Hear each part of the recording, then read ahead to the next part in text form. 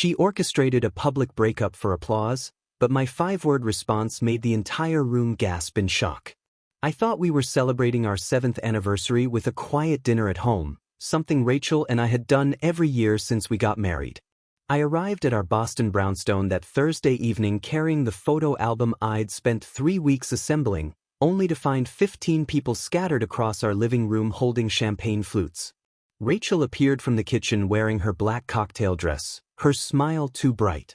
"Surprise, Mitchell," she announced. "I thought we should celebrate with friends this year." The guests included her tennis club crew, women I'd met twice in 7 years, plus 3 colleagues from my firm who looked confused about being invited to what they'd been told was a casual gathering. I recognized Victoria and Jessica from Rachel's frequent complaints about their divorces and career failures. Nobody seemed certain whether this was a party or something else. Their conversations stilted as they balanced appetizer plates. I set the album on the entry table and accepted a champagne glass, trying to calculate what version of Rachel I was dealing with tonight. The brownstone smelled like catered food rather than anything Rachel had cooked. My colleague David from IT caught my eye with an expression that clearly asked, "What the hell is happening?" But I just shrugged. Rachel kept checking her phone, her energy building towards something I couldn't identify but knew I wouldn't like. Dinner was served at our extended dining table, creating space for all 17 of us in uncomfortable proximity. The conversation felt scripted, questions about my recent infrastructure project, inquiries about vacation plans, observations about how settled we'd become. She'd positioned herself at the head of the table opposite me, creating maximum distance while maintaining visual control. Between the main course and dessert, Rachel stood and tapped her champagne glass. The room fell silent with tension that precedes either a heartfelt toast or complete disaster. "I want to thank you all for being here," Rachel began, her voice steady and rehearsed, "because there's something important I need to say, something I should have said months ago." Her hand gestures were deliberate, her pauses calculated for dramatic impact. "I've spent 7 years in this marriage trying to fit myself into Mitchell's world of predictability and routine, and I've realized something fundamental about my journey toward authentic self-actualization." The room shifted uncomfortably, guests exchanging glances from confused to mortified. "Mitchell is a good man," Rachel continued, her tone shifting to pity wrapped in condescension, "but I've outgrown this marriage, outgrown the intellectual stagnation of planning every weekend 3 months in advance and discussing server migrations over dinner, outgrown the version of myself that accepted being emotionally diminished by someone who values stability over growth." She was performing now, one hand pressed to her chest. "I deserve a partner who challenges me, who understands that life is meant to be experienced rather than scheduled, who sees me as more than just a wife but as a fully actualized individual with needs that transcend domestic comfort." Victoria's mouth had fallen open, Jessica stared at her wine glass, and my colleagues looked ready to bolt. I sat there watching Rachel deliver her rehearsed monologue about feeling intellectually stifled by my love of routine, about needing space to rediscover her authentic voice, about how staying together would be limiting both our potentials for genuine fulfillment.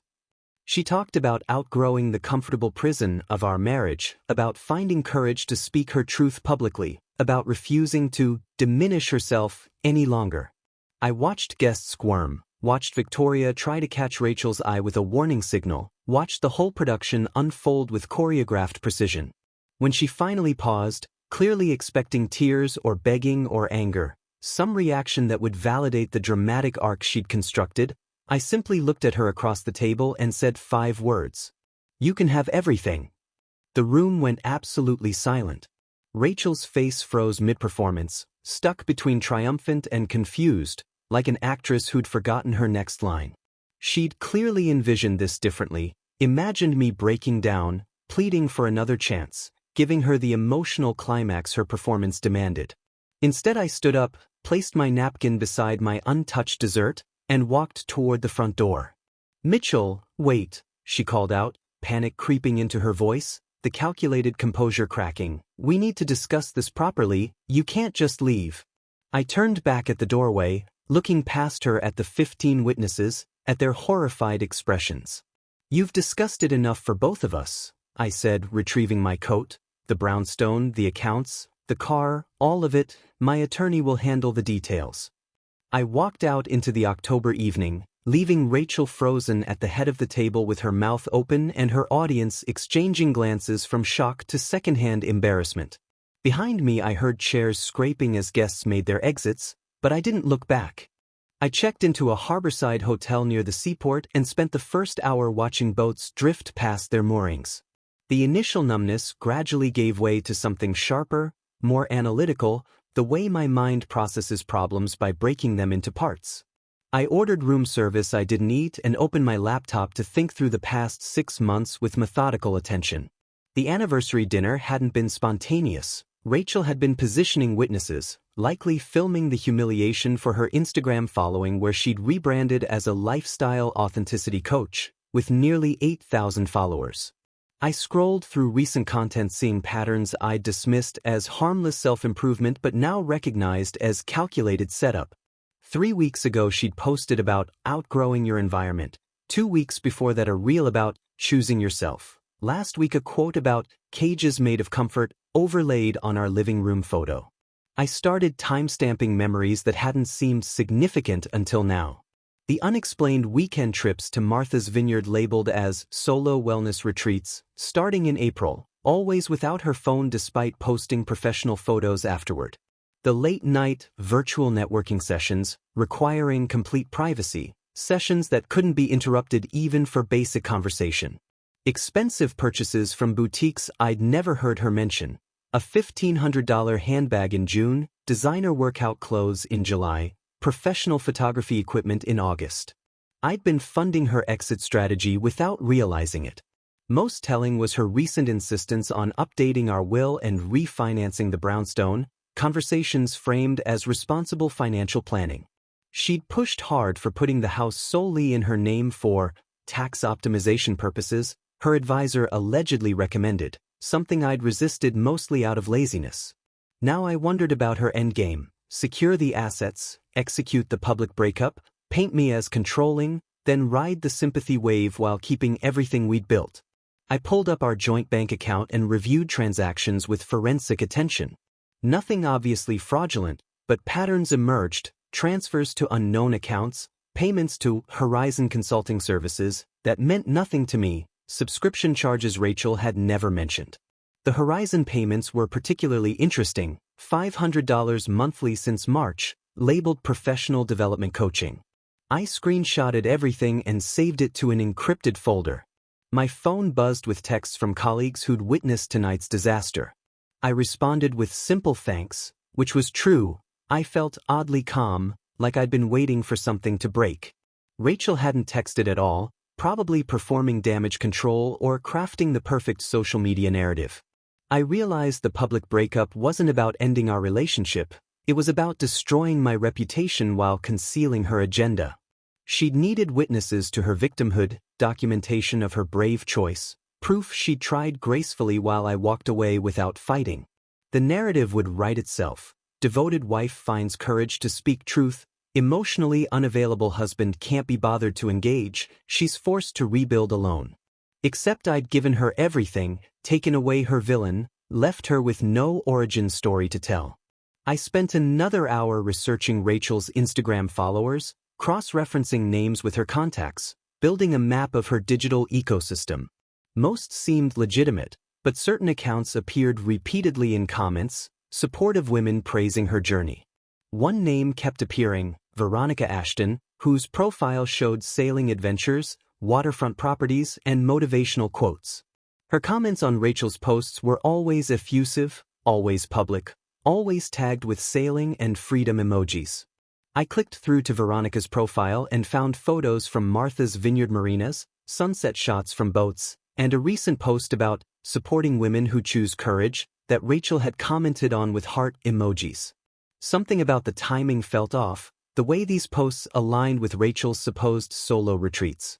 By 2 in the morning I'd compiled a timeline showing deliberate planning rather than spontaneous growth, but I still didn't know what Rachel was actually planning or why she'd chosen such a public method. I just knew that whatever came next, I needed to be several steps ahead. While Rachel assumed I was wallowing in defeat, I spent 3 weeks methodically accessing our shared digital accounts from my corporate laptop with IT credentials she'd forgotten I possessed. My job involved network security and data recovery, skills that proved unexpectedly useful for marital forensics. I started with email, accessing our shared family account she'd stopped checking, probably assuming I'd never look there. What I found was a 9-month digital trail that made the dinner party seem almost quaint. The affair had started in January with emails between Rachel and someone named Cameron about sailing lessons at the Martha's Vineyard Yacht Club. Early messages were cordial, but by February the tone shifted to unmistakably intimate. "Can't stop thinking about yesterday," Rachel wrote after a supposed wellness retreat. "Being with you feels like finally breathing." Cameron's responses were calculated, positioning himself as her savior while undermining our marriage. "You deserve someone who sees your potential, who doesn't try to keep you small," he'd written in March, clearly working from some playbook about isolating targets.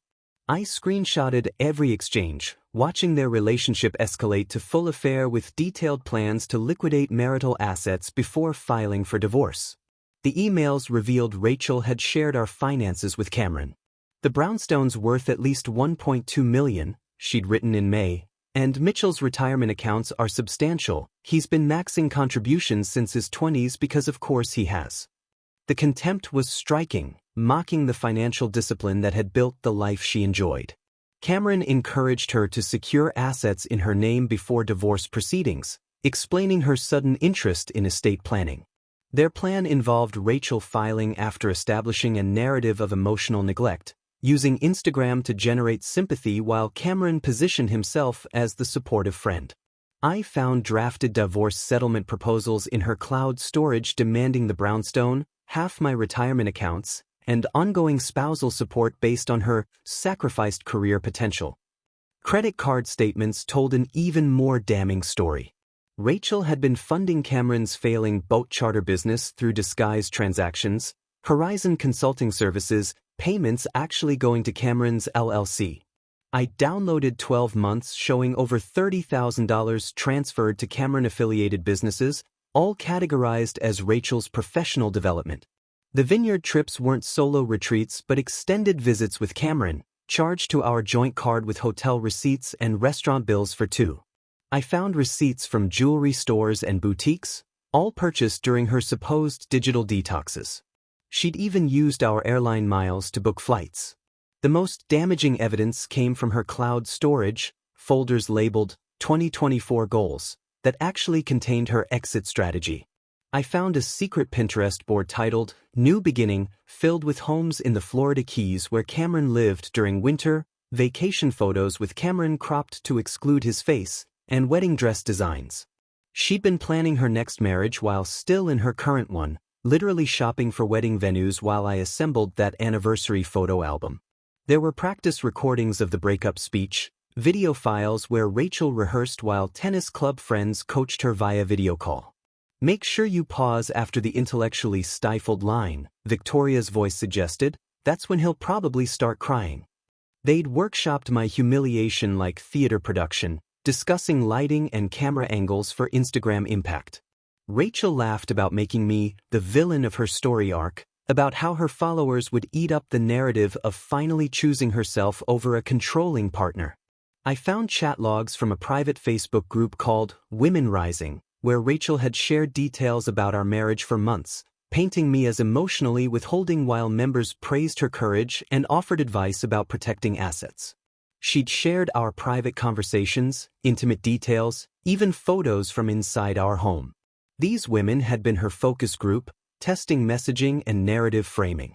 One thread from September showed Rachel asking about timing the breakup for maximum community support and minimal financial impact, with members suggesting she wait until after securing refinancing but before holiday expenses.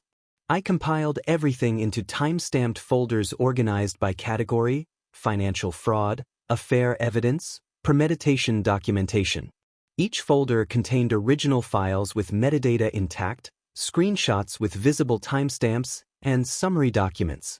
My background in IT security had taught me that documentation quality mattered as much as content.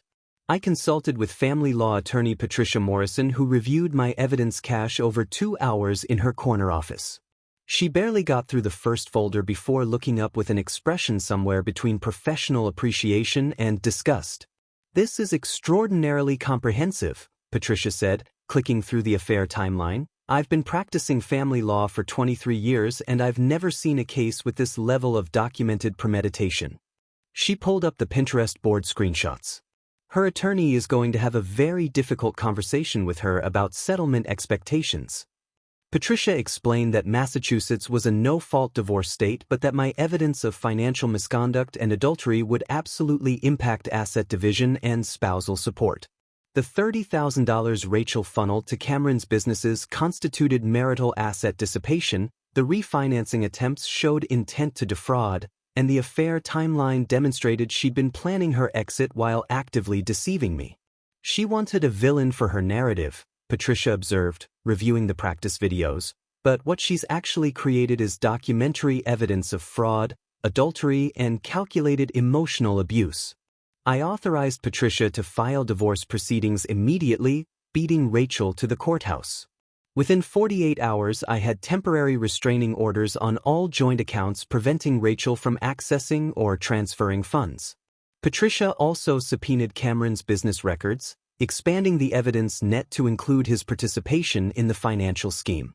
Rather than confronting Rachel directly, I engineered a parallel investigation while maintaining the appearance of a devastated spouse willing to reconcile. Through mutual acquaintances, I learned Rachel had been cultivating a victim narrative on social media, posting cryptic quotes about narcissistic partners, and rediscovering self-worth that generated thousands of sympathetic comments. Her Instagram featured carefully curated content, contemplative photos at coffee shops, inspirational quotes about choosing yourself, reposts about recognizing emotional manipulation. She'd posted a carousel 3 days after the dinner titled, "When You Finally Choose You," with aesthetic shots overlaid with text about the courage to leave relationships that no longer serve growth. Comments were predictably supportive, hundreds praising her bravery. She never mentioned the affair or financial fraud, never explained why she'd blindsided me in front of 15 witnesses, just positioned herself as finally finding strength to walk away. I watched her follower count climb from 8,000 to nearly 12,000 in 2 weeks. She'd scheduled couples therapy with Dr. Helen Morse, a renowned Cambridge therapist focusing on high-conflict divorces, probably hoping to establish a paper trail of my supposed emotional unavailability. I agreed to attend every session, showing up punctually with a notebook while Rachel performed elaborate emotional displays. During our first session, Rachel delivered a tearful monologue about feeling invisible, about how I'd prioritized work over emotional connection. "He's always been more interested in his computer screens than in me," she told Dr. Morse, dabbing her eyes. "I've spent 7 years trying to get him to see me as a person rather than part of his routine." I sat taking notes, letting her build her narrative, watching Dr. Morse's expressions shift from sympathy to something more analytical. The second session, Rachel framed the anniversary dinner as her desperate final attempt to make me understand our problems.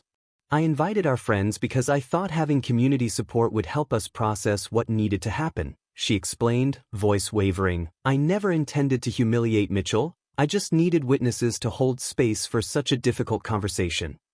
Dr. Morse asked why she hadn't discussed concerns privately first. Rachel's response involved therapy speak about honoring her truth, but I noticed her hands clenching, a tell she'd always had when lying. By the third session, I'd started gently introducing contradictions, nothing dramatic, just quiet observations that didn't align with her version. When she claimed I'd never supported her career, I mentioned the $15,000 I'd contributed to her coaching certification. When she said I refused to engage emotionally, I referenced weekly date nights I'd planned that she'd consistently canceled. Dr. Morse started asking more probing questions, clearly noticing inconsistencies. "Rachel, you've mentioned feeling financially controlled, but Mitchell indicates he's been the primary income while funding your business ventures," Dr. Morse observed during our fourth session. "Can you help me understand what financial control looked like?" Rachel stumbled through an explanation about needing permission to spend money, about how I'd questioned purchases. I pulled out my phone showing our joint account history, the thousands in charges Rachel had made without discussion. I never denied Rachel access to our accounts, I said calmly. I asked questions about unusual charges because $30,000 transferred to consulting services seemed worth discussing. Rachel's face went pale. She hadn't expected me to bring documentation. Dr. Morse asked about the consulting services, and Rachel fumbled through an explanation that sounded increasingly thin. After that session, Dr. Morse requested a private conversation. "Mitchell, I need to be direct," she said, closing her door. "I'm seeing patterns that concern me clinically, the inconsistencies, the performative quality of her emotional displays, the way she reframes your reasonable questions as controlling." She explained that while she couldn't diagnose Rachel without full evaluation, the behaviors suggested patterns of pathological deception. "My professional recommendation is that you protect yourself legally rather than pursue reconciliation," Dr. Morse said quietly. "This isn't a marriage that can be saved through therapy." I thanked Dr. Morse and used remaining sessions to document Rachel's contradictions, recording each conversation legally with Massachusetts's one-party consent laws. Meanwhile, I hired forensic accountant Gerald, who uncovered 3 offshore accounts Rachel had established using her maiden name. Gerald spent 2 weeks following the money trail, discovering over $180,000 transferred from our joint savings through carefully disguised transactions over 18 months. The transfers had been small enough to avoid triggering alerts, but when aggregated represented systematic draining of shared assets. "This level of planning suggests premeditation going back at least 2 years, Gerald explained, showing me spreadsheets tracking every suspicious transaction. "She's been building a nest egg while maintaining the appearance of normal marriage, classic asset concealment." The offshore accounts were in the Cayman Islands under Rachel's maiden name with a Massachusetts P.O. box as contact address.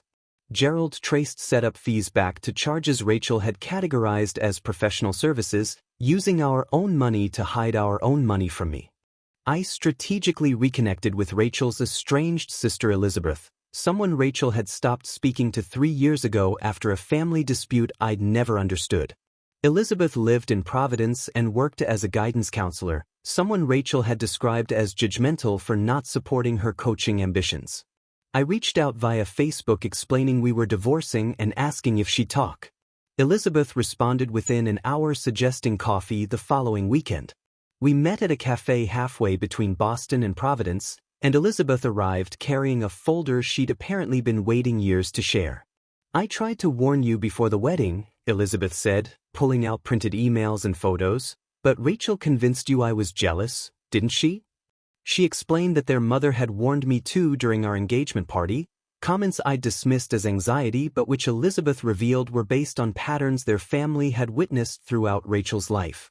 Rachel had a history of manufacturing crises for attention, positioning herself as perpetual victim while manipulating everyone, cycling through relationships whenever she found someone with better financial prospects. "She did this to her college boyfriend," Elizabeth explained, showing me photos, "convinced him to co-sign loans for her business ideas, then left him for a pharmaceutical rep. He got stuck with $30,000 in debt." Elizabeth had documentation going back to Rachel's teenage years, credit cards opened in their mother's name, elaborate lies about scholarships that were actually pyramid schemes, relationships sabotaged when they stopped serving purposes. Through Elizabeth, I located Cameron's ex-wife Jennifer in Connecticut, who divorced him 5 years ago under disturbingly familiar circumstances. Jennifer agreed to a phone call and spent 40 minutes detailing how Cameron had targeted her during her previous marriage, positioning himself as emotional support while isolating her from family. "He has a type," Jennifer explained, her voice carrying weariness. "Women with assets, women in vulnerable emotional states. He's done this at least 3 times that I know of." She explained Cameron worked as a sailing instructor specifically because it gave him access to wealthy women during leisure time, women relaxed and receptive to attention. He'd identify targets, cultivate emotional affairs while gathering financial information, then encourage them to leave marriages while funneling money to his failing businesses. "The boat charter company is his standard play," Jennifer said. "He convinces women they're investing in a shared future, but the business is deliberately structured to lose money. It's just a vehicle for extracting cash." Jennifer had tried reporting Cameron years ago but discovered romantic financial manipulation occupied a legal gray area unless she could prove outright fraud. She'd been quietly tracking his pattern through marina gossip, knowing of at least 2 other women he'd targeted. I obtained sworn statements from neighbors who'd witnessed Cameron entering our brownstone during business hours, visits suspicious enough that one elderly neighbor had kept a log with dates and times. The marina manager where Cameron worked provided records showing Rachel had prepaid for an entire season of private lessons totaling $15,000 despite never expressing interest in sailing. She paid in installments over 3 months, the manager explained, always in cash or wire transfers, which seemed unusual. I remember thinking she was trying to hide payments from someone. I even secured doorbell camera footage from our own home security system showing Rachel and Cameron embracing on our front porch during hours she'd claimed to be at yoga class. The footage was time-stamped and geotagged, providing irrefutable proof of their affair overlapping with her supposed solo wellness activities. I compiled witness statements from mutual friends who'd noticed Rachel's behavior changing, several admitting they'd suspected something but hadn't wanted to interfere. Victoria from the tennis club provided particularly damaging testimony, revealing Rachel had been openly discussing divorce plans since spring and had recruited friends to help perfect her public breakup performance. She showed us the speech on her phone weeks before the anniversary dinner. Victoria's written statement explained, she wanted feedback on which lines would generate the most sympathy. Patricia compiled everything into a comprehensive filing running over 200 pages with exhibits, the offshore accounts, the affair timeline, the witness statements, the financial fraud documentation, the therapy recordings where Rachel contradicted herself repeatedly. This is beyond what we typically see in divorce proceedings, Patricia said during our final preparation meeting. Most cases involve 1 or 2 contested issues, but you've documented a systematic pattern of deception, fraud, and premeditated manipulation spanning years. The legal strategy was straightforward. Demonstrate that Rachel had not only committed adultery but had also systematically defrauded me of marital assets while planning her exit, establishing grounds for her to forfeit any claim to property purchased with my inheritance and face potential criminal charges for the offshore account scheme. 6 weeks after the anniversary disaster, Rachel texted asking if I'd meet for a reconciliation celebration at Atlantic Prime, an upscale waterfront restaurant in Boston's Seaport District. Her message struck a conciliatory tone, claiming she'd had time to reflect and wanted to apologize properly. I agreed immediately, knowing from Victoria's testimony that Rachel was planning another performance, this time positioning herself as the magnanimous ex-wife willing to forgive my supposed emotional failures. What Rachel didn't know was that Patricia had already served her with divorce papers 3 days earlier, that her attorney had received our evidence cache, and that I'd spent the past week preparing my own reversal. I arrived 15 minutes early and requested our usual table near the windows overlooking the harbor. Rachel showed up wearing the same black cocktail dress from the anniversary dinner, clearly understanding the symbolic value of visual callbacks. Because of course she'd invited an audience, I recognized several tennis club faces scattered throughout the restaurant, women positioned at nearby tables with phones ready, Victoria and Jessica among them looking uncomfortable. "Thank you for coming," Rachel said, sliding into her seat with practiced grace, her voice pitched to Carrie. "I know the anniversary dinner didn't go the way either of us hoped, and I've spent these weeks examining my own role in our breakdown." She was already performing, positioning this as her redemption arc where she'd gracefully acknowledge mistakes while I'd presumably grovel for another chance. I let her order wine, let her settle into her prepared remarks about personal growth and accountability. As appetizers arrived, Rachel launched into what sounded like a rehearsed apology about letting her fear of stagnation override her appreciation for what we'd built. "I've realized that I was projecting my own insecurities onto you," she said, reaching across the table to touch my hand, "that my need for constant growth made me blind to the stability you provided. I'm hoping we can find a way to rebuild trust." Her tennis club friends were watching intently, phones angled to capture the emotional reconciliation they'd been promised. I waited until she finished her monologue, until she delivered every line and sat back expecting gratitude. Then I reached into my briefcase and pulled out 12 sealed manila envelopes, each labeled with a name. Before we continue, I said calmly, I think your friends should have all the information they need. I stood and walked to Victoria's table first, placing an envelope in front of her. This contains text messages where Rachel called you desperate and pathetic while discussing your divorce, along with screenshots of her mocking your financial situation in that Women Rising Facebook group. Victoria's face went pale. I moved to Jessica's table next. Yours has messages where Rachel described your career setback as predictable failure from someone who never had real ambition.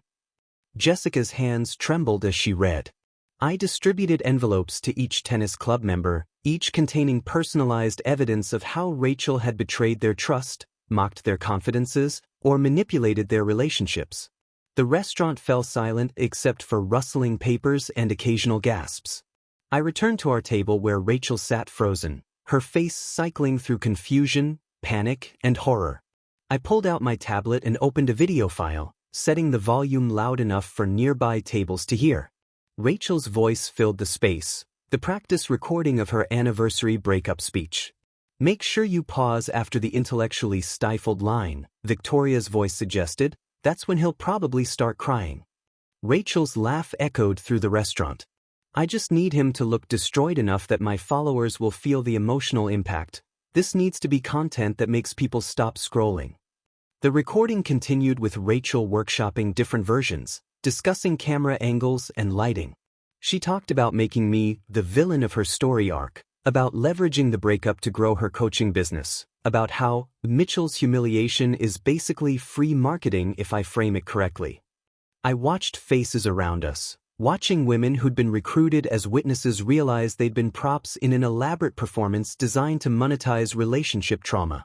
The envelopes also contain evidence of Rachel's 9-month affair with Cameron, a sailing instructor who targets married women with assets. I continued, my voice carrying across the silent restaurant. Documentation of over $200,000 she embezzled from our joint accounts into offshore holdings and her lover's failing businesses, therapy recordings where she contradicted herself repeatedly, and witness statements about patterns of manipulation going back years. I projected bank statements on my tablet, letting nearby tables see the highlighted transfers to Horizon Consulting Services, the offshore account documentation, the credit card charges for romantic getaways. Rachel spent months planning a public breakup designed to humiliate me while concealing her affair and financial crimes. I said, looking directly at her. She recruited you all as unwitting accomplices to witness what she framed as her brave choice, when the reality was that she was executing an exit strategy to defraud me while positioning herself as a victim for social media content. Several tennis club members had stood up, gathering their belongings with expressions of disgust and betrayal. Mitchell, please, Rachel finally managed, her voice cracking, this isn't what it looks like. I placed a final document on the table, the divorce filing with Patricia's firm letterhead clearly visible.